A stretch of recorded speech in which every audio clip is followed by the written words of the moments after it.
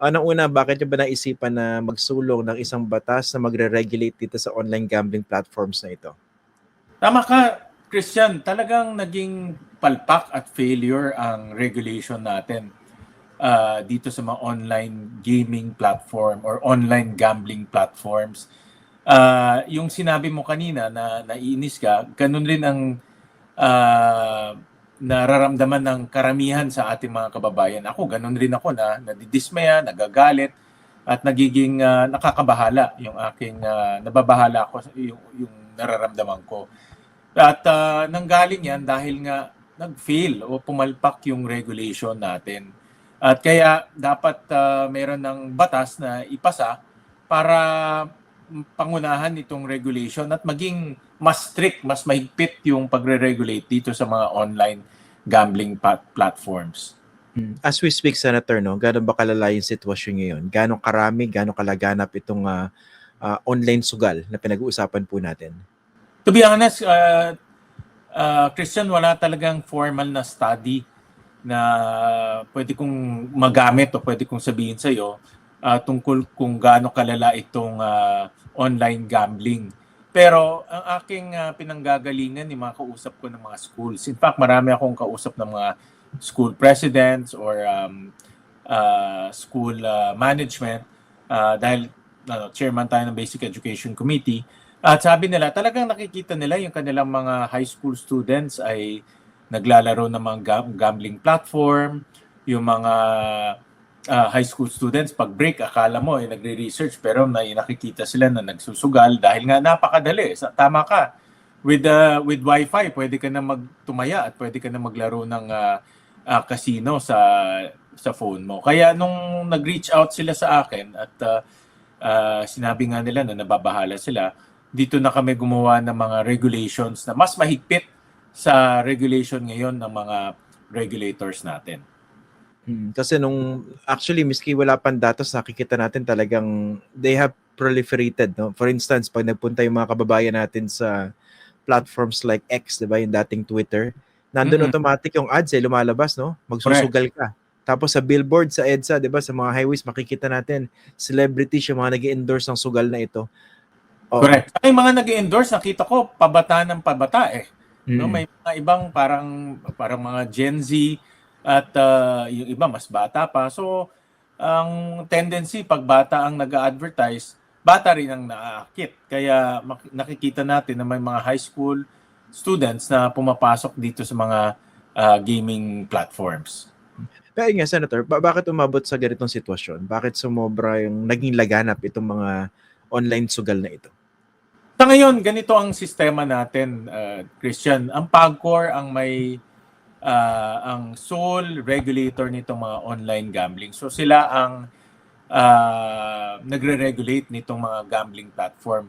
Kung gusto mo magtayo ng mga gambling platforms, pupunta ka sa PAGCOR para humingi ng lisensya at magbabayad ka doon ng 2% on gross in terms of regulatory fees at magbabayad ka rin ng 5% on gross sa BIR. So kumikita ang gobyerno dyan. Pero ang problema, ito nakita namin sa Pogo ito nagkakaroon ng conflict of interest ang PAGCOR dahil sa kabilang banda, napag-usapan natin to actually. Sa kabilang banda, kumikita siya, pero sa kabilang banda, nagre-regulate siya o naghihigpit siya. At dito pumapasok yung dual personality ng PAGCOR. Kaya sa aming pag-aanalisa, hindi niya nare-regulate ng mabuti, hindi rin niya hinihigpitan ng regulation. At kaya nakikita natin ngayon na kahit sino-sino na lang ang pwedeng pumunta dito sa mga online gambling platforms. So yun yung problema sa PAGCOR, no? Yung binabanggit nyo. Kasi kumikita, siya yung kumukuha ng revenue from that. Pero at the same time, siya rin yung nagre-regulate. So naturally, pwedeng hindi ganun kahigpit, hindi ba? Tama. Actually, meron akong, in one of our hearings, pinakita namin kasi pagpupunta ka dito sa online gambling platforms, ang ina-allege nila, hindi naman pwede yung mga below 18, mga adults lang. Pero pagpupunta ka doon, tatanungin lang sa'yo, are you above 18? Pipindutin mo above 18. Tapos pwede ka na maglaro. Yun, ganun kasimple lang. Siyempre, kung gusto mo magsinungaling, pipindutin mo above 18. So pinakita namin yan, nag-simulate kami, record namin. Napakadali talaga. wala silang mga know your client process or wala silang mga identification, validation. Talagang pipindutin mo lang above 18 at pwede ka na maglaro. At syempre, dahil nga kumikita rin yung PAGCOR kahit na minor de edad ang naglalaro, hindi nila hinihigpitan o hindi nila pinipilit itong mga platforms na higpitan yung kanilang technology validation. Miski anecdotally, Senator, ano yung mga nadidinig yung mga masasamang naging epekto nito so far? Wala rin kabataan nyo, nalulong dito sa ganitong klase ng sugal. Yung nakausap kong school president, actually kaklase ko nung high school yun, school president na siya ngayon ng isang international school dito. Talagang nakikita nila na, although to be honest about it, hindi to scientific. These are just anecdotal na observe lang nila. Na may mga high school students talaga na naglalaro ng gambling, pag tuwing recess, makikita nila nagkukumpul-kumpul, naglalaro ng gambling. At nakikita rin nila ito sa mga, siyempre sa mga ganitong exclusive schools, meron ring mga daladalang mga drivers or mga yaya nila. Nakikita rin na pati mga drivers ay naglalaro nitong online gambling. In fact, recently lang, 'di ba, may lumabas yung post ni Kulas, ewan ko kung nakita mo 'yon. Yeah, yung vlogger. Yung vlogger, nag-viral siya na yung jeepney na sinasakyan niya, yung jeepney driver ay naglalaro ng online gambling.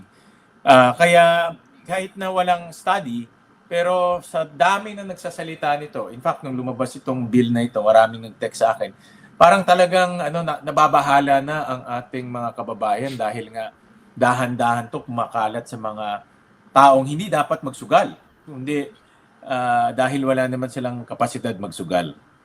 Isa na ako doon, Senator, di ba? Bigla ako kayong tinext kanina.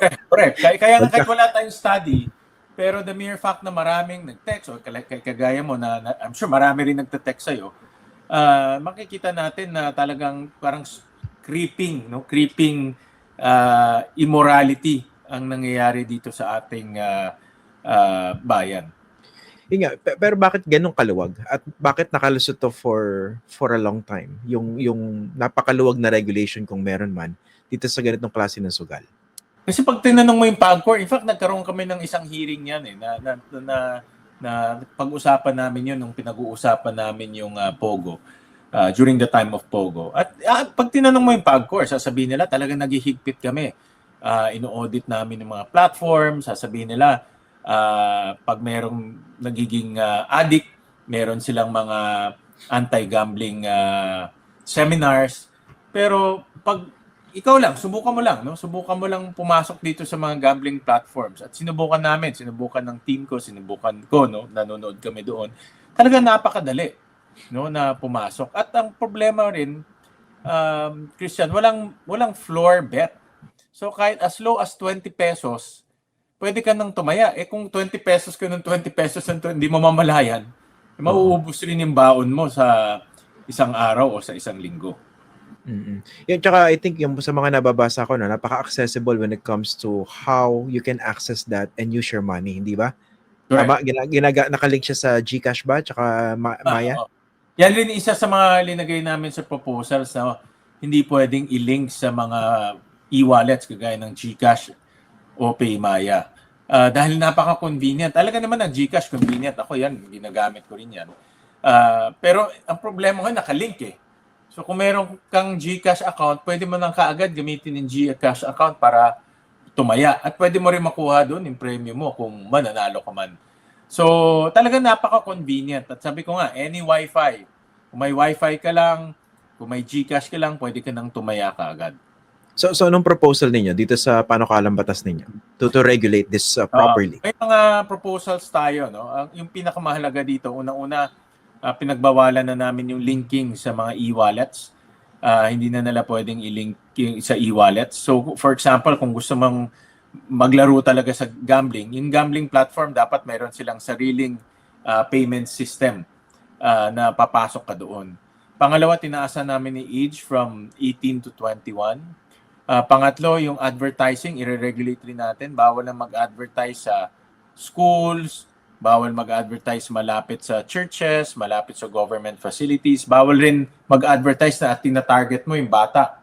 At bawal rin gumamit ng mga celebrities sa mukhang bata dahil naaakit yung bata. So ito yung mga ilan sa mga linagay namin doon sa regulation bill natin. Okay, himayin natin yung sa ano. Kasi celebrity endorsers talaga napakalakas ng hatak ng mga yan, no? Meron pa mga popular NBA players, di ba? Kung hindi ako nagkakamali, nakita ko nag-endorse din sila.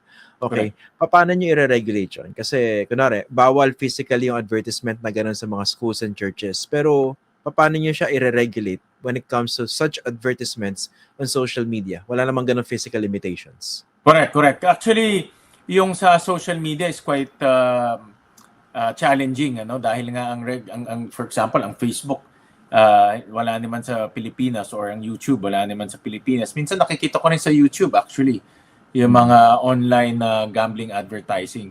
Ang pinagbabawalan natin ngayon yung tina-target nila yung bata na in terms of advertising, kasi may mga nakikita kami na talagang mukhang bata, no? So naiengganyo tuloy yung mga bata dahil ang bata parang ang minor de edad, new market yan eh, no? At sa mga online gaming platform, hindi naman nila tinitignan kung matanda ka, bata, basta may pangtaya ka, tataya ka agad. And then i-regulate na natin kung saan sila pwede mag-physically advertise. Ngayon kasi anywhere, no, malapit sa school, malapit sa church, nag-advertise sila. So i-regulate na rin natin yan. Bawal na rin sila mag-advertise sa mga ganung lugar. Yung pong pag-target sa mga kabataan, paano nyo siya i-regulate? How would you know kung ang target mga kabataan? May mga may mga for example, ito kukumpara ko lang sa vape, no? Ang vape kasi pag nag-a-advertise sila, gumagamit sila ng flavors. No, kunwari, bubblegum flavor, or gagamit sila ng, let's say, yung cotton candy flavor, mga ganyan. So, obviously, tina-target nila younger crowd or younger generation. So, yun ang titignan natin. So, kung merong insinuation, kung dinisenyo nila yung kanilang advertising na parang pang-akit ng bata, pagbabawalan na rin natin yun. Oo nga. Tsaka nabanggit niya sa vape, no? Isa yan sa mga pinakamalaking kalokohan ng mga vaping companies eh. Ang claim nila para tanggalin sa tobacco addiction yung mga tao, 'di ba? Pero basically, iniengganyo nila na pumasok sa panibagong addiction, yung vape, 'di ba? Yun naman mga kabataan. Actually, so, nag-file ako ng bill diyan, Christian, para taasan yung tax sa vape ngayon kasi 6 pesos per liter. So, tinaasan natin to 60 pesos times 10. Kasi tama ka, actually, nakita natin na maraming bata na never nagsigarilyo before, na ang unang exposure nila ay sa vape. Kasi akala nila cool eh, di ba? No, kasi yun ang naging bagong cool na ngayon, yung vape eh. No, so hindi na sila pumapasok sa pagsisigarilyo, diretso na kaagad sa vape. No, so the same experience ang gagamitin natin sa online gambling. Doon sa threshold, so magkano yung minimum bet in terms of your planned regulation? Ang linagay natin ay 10,000 pesos ang minimum.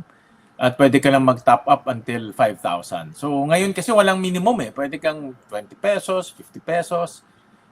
Yun ang isang strategy rin ng mga online gambling, kahit na pa konti-konti. Pero kung konti-konti nga, every 10 minutes naman tumataya ka, yung konti na yun lumalaki rin. So naglagay kami ng minimum floor na 10,000 pesos.